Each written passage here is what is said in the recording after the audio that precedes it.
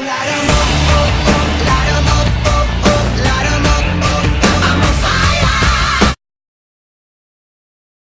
Dynamite is a highly explosive and dangerous tool and weapon, depending on the user. The creator of dynamite was Alfred Nobel, a Swedish engineer and physicist. The name dynamite was originally going to be Nobel's safety powder, until being changed to dynamite, the Greek term for power. This explosive is mainly made of nitroglycerin, an explosive powder, and was usually mixed with an absorbent inert substance that made nitroglycerin safer and more convenient to handle. This, along with the blasting gap and detonator, made dynamite the ultimate device for mining and deconstructing everything from buildings to lives. So light 'em up, light 'em up, light 'em up, I'm on fire. So light 'em up, light 'em up, light 'em up, I'm on fire. My name is Alfred Nobel, and I am the inventor of dynamite. I invented dynamite in 1867, after 3 years of accidents and misfortune. In 1864, when first experimenting with the main ingredient to dynamite, nitroglycerin, I lost my younger brother in an explosion, also killing 4 others.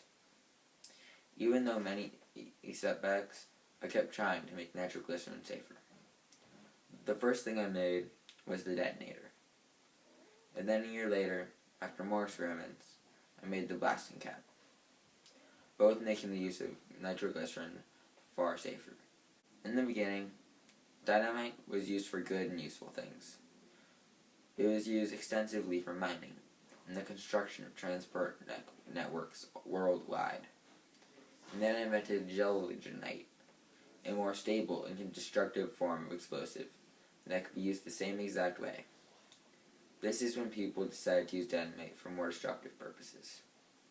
I thought that if people realized they could obliterate many lives at once, they would stop war altogether. But instead, it made war even more deadly, costly, and a lot more frequent. Then I created a substance called ballicetite, a form of smokeless gunpowder. I thought that if people saw the men they were shooting and killing, maybe they would be sick and stop wanting to fight. I was wrong again, and people started to kill more each battle, even more costly and even more fighting. When my brother Ludwig died in 1888, the local newspaper mistook him for me and wrote, "The Merchant of Death is dead." This is when I started wondering what people would think of me once I was dead. This is when I made the Nobel Peace Prize, putting everything I had towards the prizes for a long time, and making sure that the judges would have no discrimination against any race. I made sure all judgments would be solely on efforts towards peace. Thank you. So light 'em up, light 'em up, light 'em up, I'm on fire. So light 'em up, light 'em up, light 'em up, I'm on fire.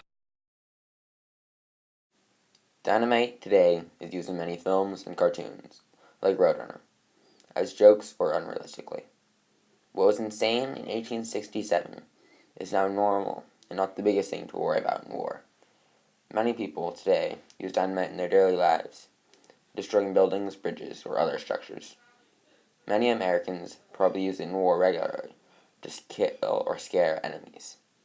Although many people hated Nobel in 1867 when he invented dynamite, now most people don't know or care he invented it, and it is used regularly.